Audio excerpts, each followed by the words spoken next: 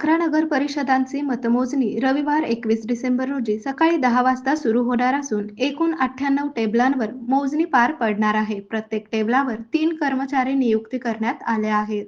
एकूण 450 कर्मचाऱ्यांना मतमोजणीचे प्रशिक्षण देण्यात आल्याची माहिती नगर परिषद प्रशासन अधिकारी योगेश डोके यांनी दिली. मतमोजणीच्या दिवशी पहिल्या फेरीस सुमारे अर्धा तास तर त्यानंतरच्या प्रत्येक फेरीस 15 मिनिटांचा वेळ लागेल. त्यामुळे 11:30 पर्यंत सर्व निकाल जाहीर होण्याची शक्यता असल्याचेही डोके यांनी सांगितले. सर्व नगर परिषदांमध्ये एकही टपाल मतदान न झाल्याने टपाल मते मोजण्यासाठी स्वतंत्र टेबल नसेल. त्यामुळे मोजणीची प्रक्रिया अधिक वेगवान होणार आहे.